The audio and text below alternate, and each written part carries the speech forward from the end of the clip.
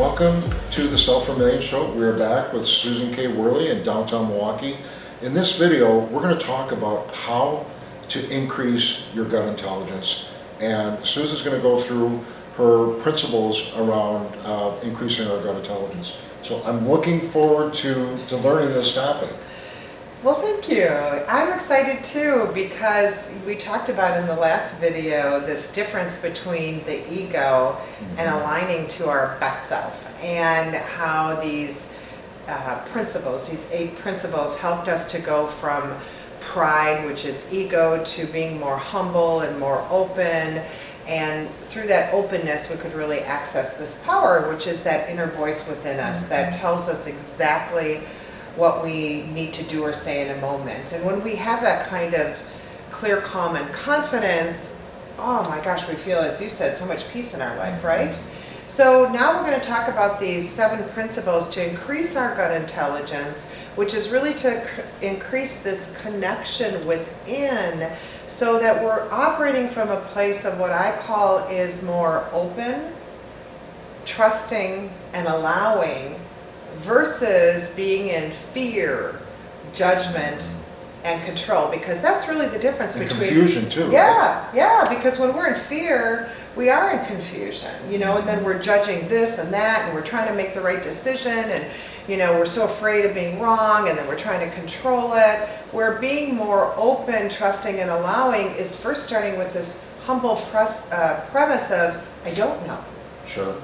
I don't know. Which is okay. Yeah, so I don't know, so I'm going to be more open, and I'm going to be more trusting that the answer will come to me, and allowing that to occur. And when it occurs, I'm just going to know. And when I know, then I can say, I know. And you're ready to go. And you're ready to go. So the principle, the first one, in increasing our gut intelligence, which again is this ability to listen to our gut, heart, and head, so that we have this super highway of information within us that brings us to that aha moment. And the first way to access that is through curiosity. Interesting. The power of curiosity. And when we think about it, that means we're kind of like being a scientist. Scientists always begin with a question, and then they're curious. They want to gather data, they want to gather research, they want to gather facts.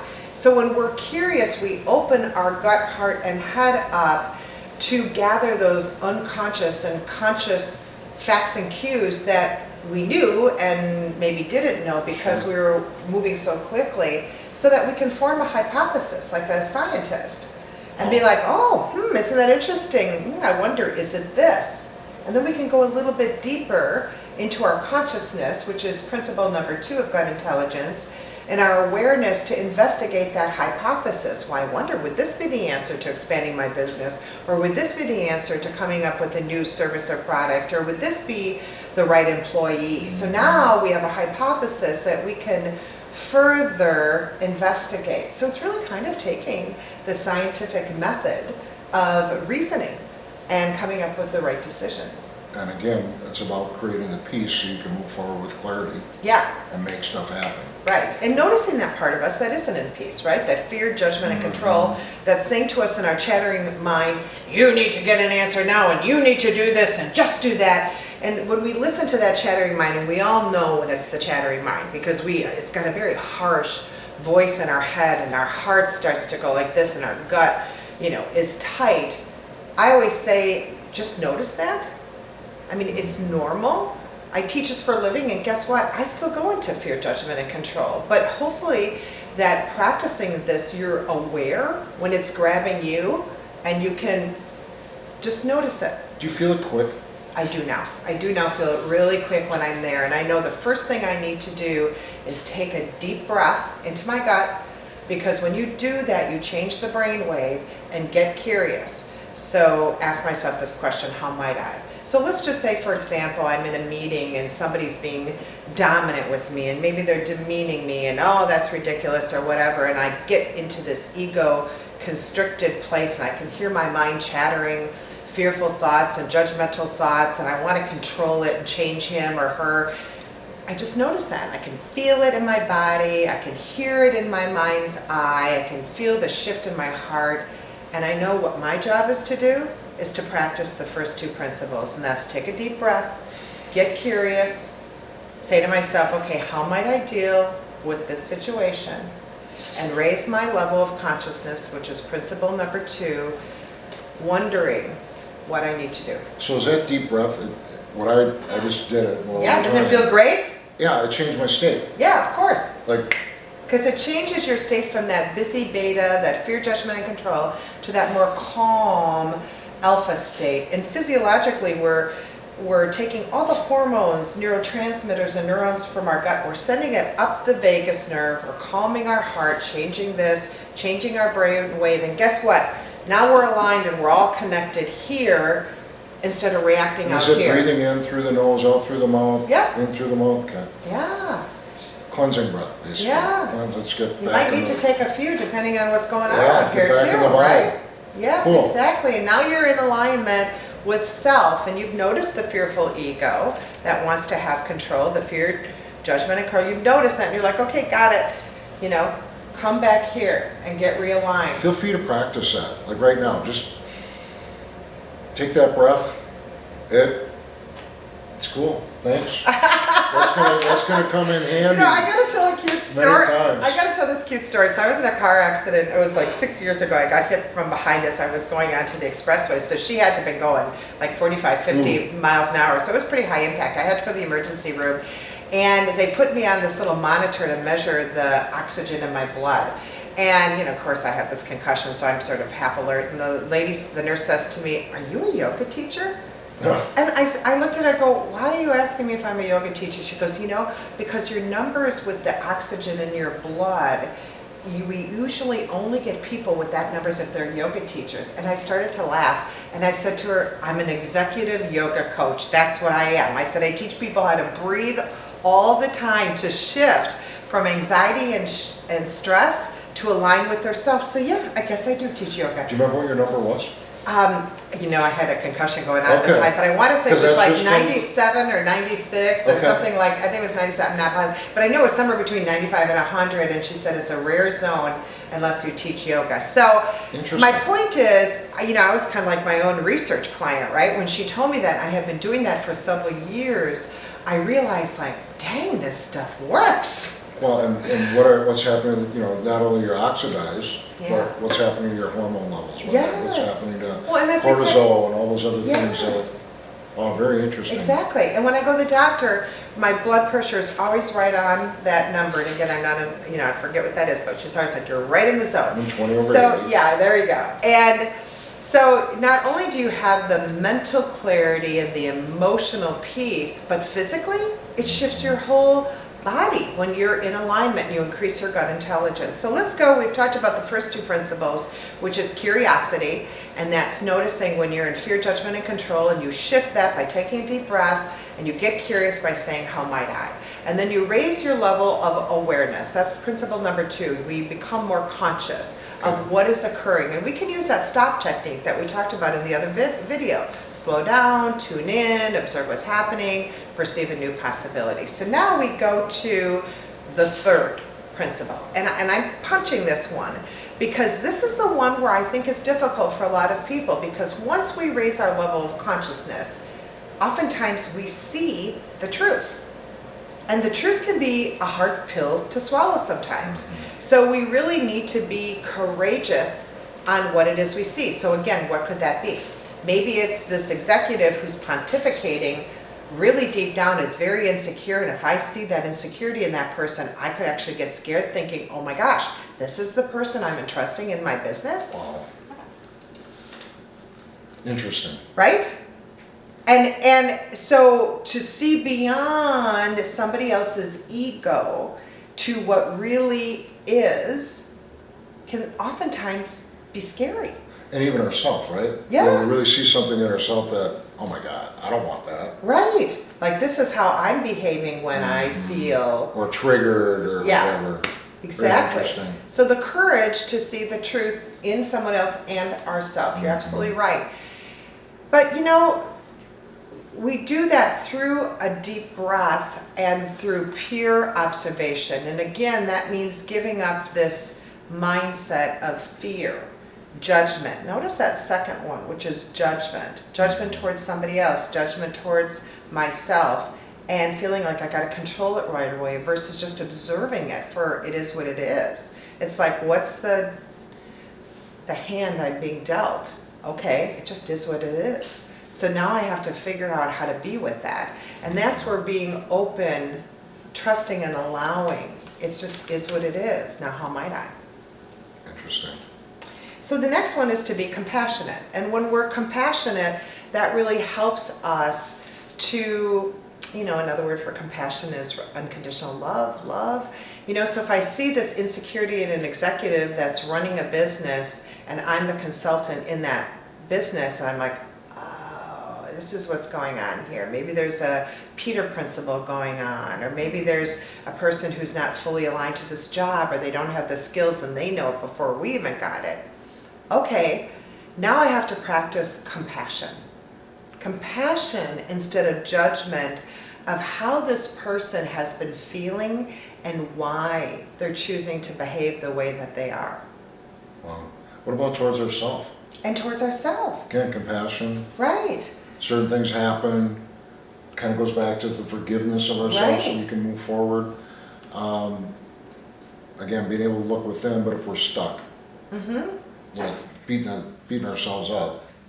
Right, and to realize that we're always on this journey between this fear, judgment, and control, and this being more open, trusting, and allowing. It's like operating from the ego or operating from the essence. And, the more we meditate, the more we practice this, the more we rush, do, the more we're operating from the I. But to have compassion for ourselves when, okay, the bank calls and they want to know our EBITDA and maybe we're not doing as well. And boy, that flipped my switch, to get into the fear, judgment, and control because I was afraid I was going to lose my loan.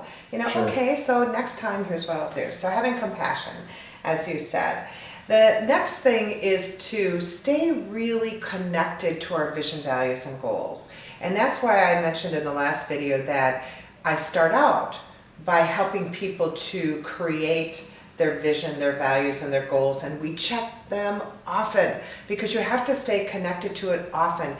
And staying connected to it means you're really getting honest with yourself, like, did I create that because I thought it was a good money maker, or did I create it because I loved it? And it could be a good money maker. And I believe it, So it's, again, it aligned in my gut, I believed it, I loved it, and it made sense. But by revisiting our goals and staying connected to them, we can get honest if it's not working in all three burners or brains. And it's interesting with today's day and age of social media, if you're posting your values and you fall short on them, Oh, yeah. I mean, people are merciless. Right. And if you don't know what they are, or they're just there to look good, which is really what we're talking about here, is living it. I can think of some recent conversations I've had with people where companies have let them down, and Oh, yeah. they totally go on their value statement and mission statement. And People will do that where they'll be like, relentless. I hear that all the time, and they're like, oh yeah, we got these visions and this mission on the company conference room wall, but man, they don't live it. And that's why connecting to your goals I'll oftentimes give my clients a template for a meeting, for example. And to start the meeting, it has to say, what goal does this meeting align to? What's our problem solving statements, and what values do we want to consider here? And then the next piece is, what were the ideas that were collaborated on? And then what is the action plan decided? And by having those kinds of meeting notes, if you don't attend the meeting and you look at these meeting notes, you're like, okay, great, they really kept the vision, values, goals in mind as they had this conversation and as they came up with this, action plan, and it integrates it in everyday decision making. Good stuff. Yeah, it just holds people accountable, to do that. So to stay connected. So the next one is to be collaborative. And, we see a lot of initiatives in companies to be collaborative, but I think a lot of times people don't really know how to do that. And it's important to be collaborative because we don't create alone. We are constantly co-creating. So, go back to the vision, values, and goals, and let's say you're in charge of the sales department and I'm in charge of operations. And let's say the goals are, we're supposed to cut waste, but we're all supposed to cut waste but increase sales. Sure. So you're looking at that increased sales because you're sales. I'm looking at the cut waste because I'm operations. And now you want to take this client who's an opportunity for the company for sales, but maybe that means we have to change something in transportation or Sure. logistics or something. And I'm looking at that like, well, that's going to cost us more money and that's going to be waste in transportation. And teaching people how to sit down and talk about how might we uphold this and that versus either or. How might we uphold the revenue goal and the operations goal, the increase of revenue, the decrease of waste? How might we do that? And that makes us think out of the box, get out of that amygdala part of our brain that's black and white, left or, black or white, left or right, this or that, and go, how might we find a solution that will work for both? So increasing our gut intelligence is collaborative. It means we get out of our own box of black and white thinking, and when we're co-creating with somebody else, we're getting out of our own box. And if you have an executive team that is thinking that way, he's able to see if I'm sales, I'm able to see operations, that could be a challenge to do that, and then like you said, think out of the box where how do we get to win-win? And how oftentimes do they not do that, where sales would be trying to push yeah. that through the channel because they're going to get commission and they want to hit their numbers, Sure. maybe they're going to get a bonus. And now we're in a power and control struggle, because if I'm in operations, I'm thinking, you don't respect me, you don't respect what I have. And there are two little kids in the sandbox kicking up sand with one another, and we don't talk about resentment. It's building resentment. Right now they're supposed to play in the same team, and you've got more internal chaos than you have external chaos. So increasing your gut intelligence has a lot to do with collaboration. And think about it, we have these same conversations within ourselves. I can represent point X and point Z within myself and go back and forth as though it's this or that, this or that. I don't even have to have two people in the conversation. I got two players in my head. Instead of getting out of that either or thinking and saying, how might I uphold this and that? Oh, that's good stuff. So maybe I'm the business owner and I want to expand my business, but I don't want to go in debt, Sure. more debt. So I need to ask myself this question, how might I expand my business without going more in debt? I need to go and, not or. But so we often think in or. Very good. So the next principle is to be committed. To be committed to our goals. And committed means that we need to trust that there is a solution out there. And just if we don't get that answer right away, to stay open, trusting and allowing that perhaps it's just not quite the right timing yet, or the stars need to align for something else to occur, and that will come to me. And I can tell you a story on that where I got the trademark for gut intelligence, and I got the trademark several months ago. And I had written my 8 books and 2 books on gut intelligence, and I had written for the local newspaper, and of course I've got my social media and all these ways. Yep. Well, that's actually the story I was going to tell. Okay. So I've been meditating on, okay, now I need a national platform to get this out in a national sort of way. And I had thought that national platform was going to be TEDx, and I got down to the wire and then didn't get the TEDx.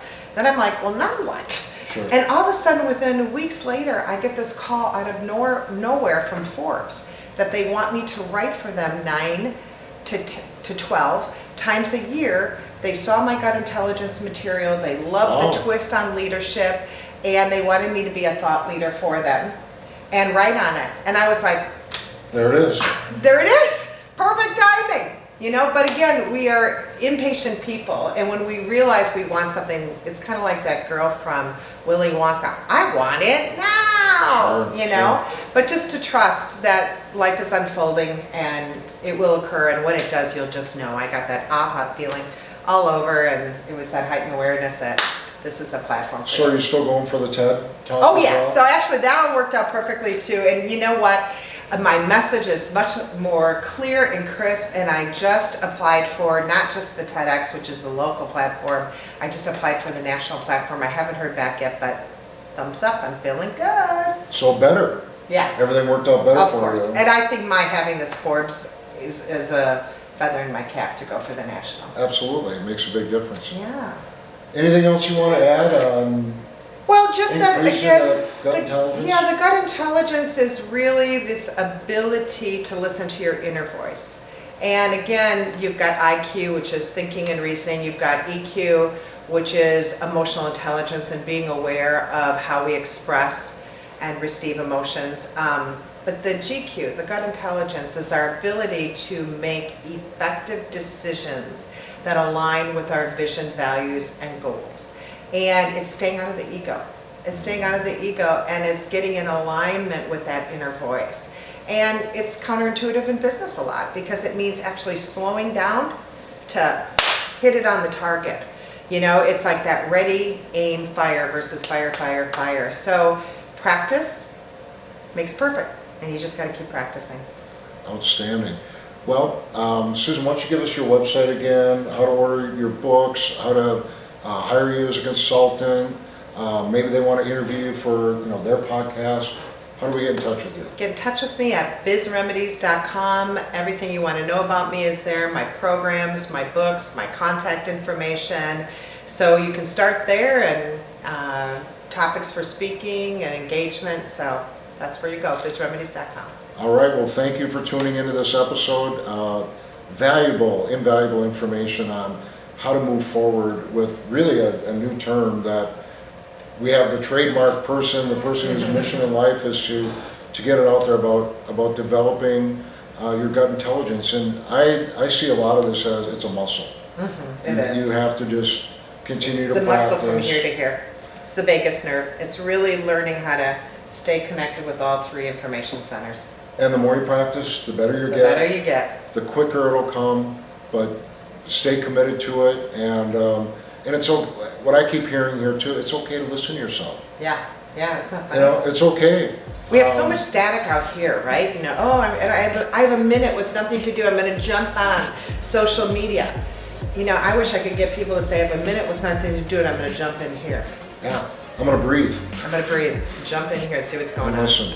Well, thank you for all this wisdom again, and we will see you in the next episode.